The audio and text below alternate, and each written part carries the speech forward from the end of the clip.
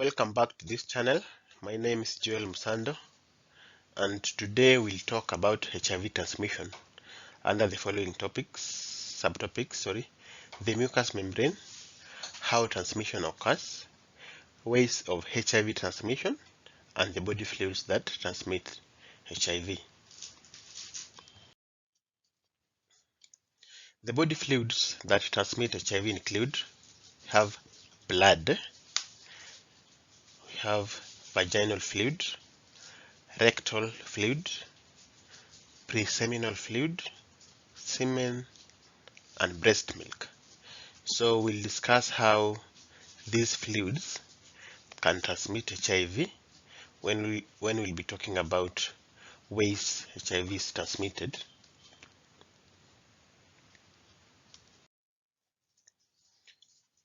So we'll come across this word as we continue the discussion: mucous membrane.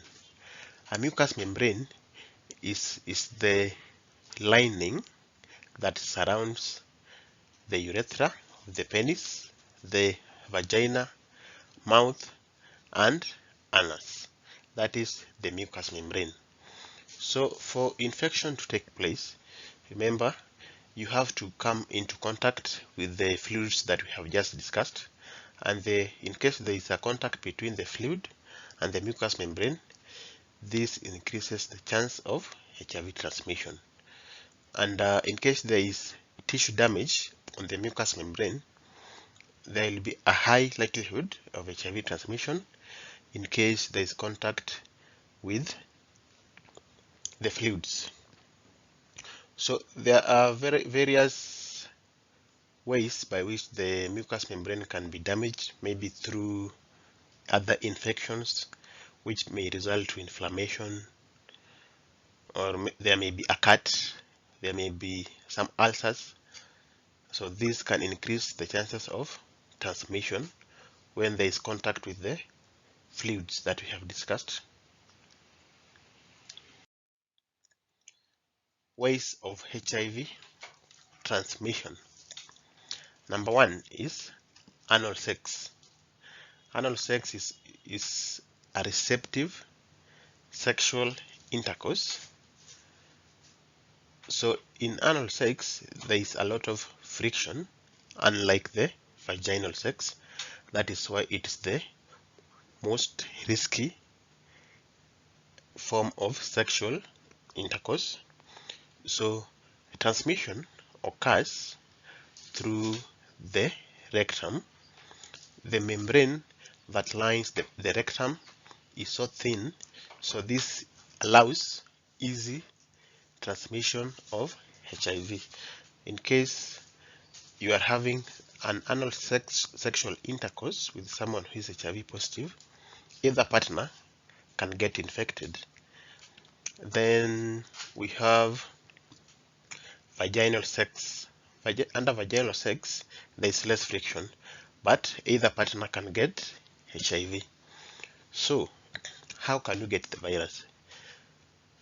For the males, the virus gets into the body through the tip of the penis, that is the urethra, and also through the foreskin. For those people who are sexually active and they are uncircumcised, the virus can get into the body through the foreskin.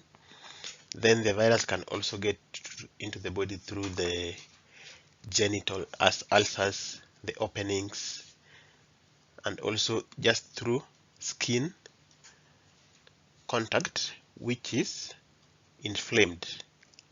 So in this case, this will be through contact with the vaginal fluids. For females, the transmission occurs through the vagina and the cervix. So transmission will occur if you don't use condom and there is ejaculation. So the virus will be transported by the blood and the vaginal fluids to the underlying tissues that will now further promote replication of the virus, and the virus will be transported to the bloodstream. Another means of HIV transmission is mother to child transmission. This occurs during pregnancy childbirth and during breastfeeding. So that's why antenatal care, there is always HIV testing.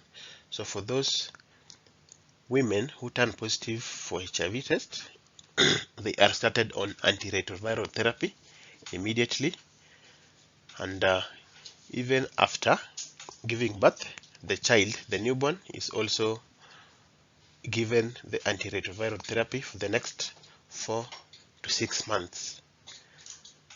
The likelihood of transmitting the virus to the child during pregnancy is 1%, only if there is antiretroviral therapy during and after pregnancy. Then we have oral sex. Oral sex entails putting the mouth on the penis, vagina, or anus. So the risk of transmission is low in oral sex. Transmission only occurs in case of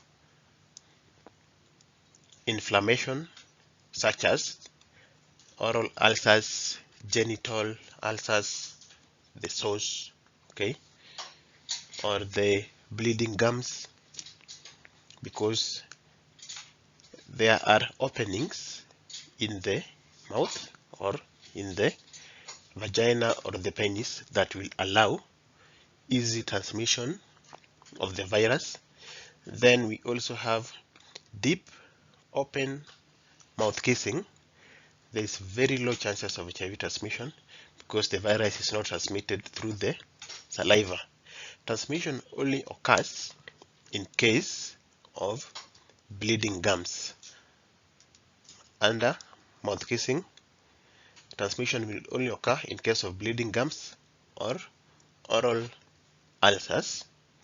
Then we also have touching. Touching entails putting your hands on the penis, vagina, or anus, or you can put any other part of your body or the sex toys. So the risk of HIV transmission is low. HIV transmission will only occur in case of contact with the body fluids that we discussed, that is blood, semen, vaginal fluids. So in case one of the partners is HIV positive and you transfer the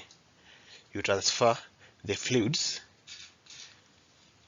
through touching, and it comes into contact with the mucous membrane of maybe the vagina, the mouth, or the penis, there is a likelihood of HIV transmission, but there is also likelihood of transmission of other diseases such as the sexually transmitted diseases like chlamydia, gonorrhea, human papillomavirus, and syphilis that can easily be transmitted through skin to skin contact.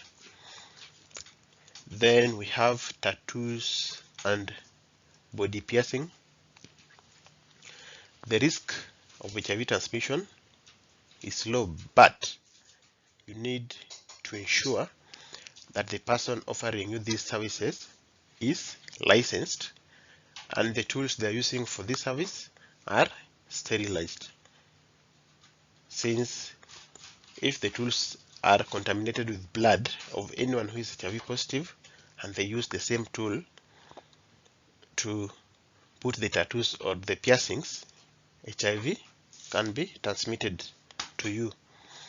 Then those people who use sharps like needles, then syringes, or those people who inject drugs and share the needles, this increases the likelihood of HIV transmission.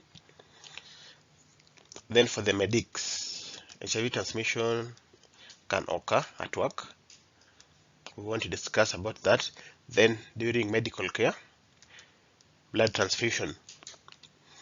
But nowadays, blood, before it is transfused, it has to undergo screening process before it is transfused to the recipient. So today we have learned about the mucous membrane. We have learned about various ways HIV is transmitted and how transmission occurs, and the body fluids that transmit HIV. Thank you for your time and thank you for watching.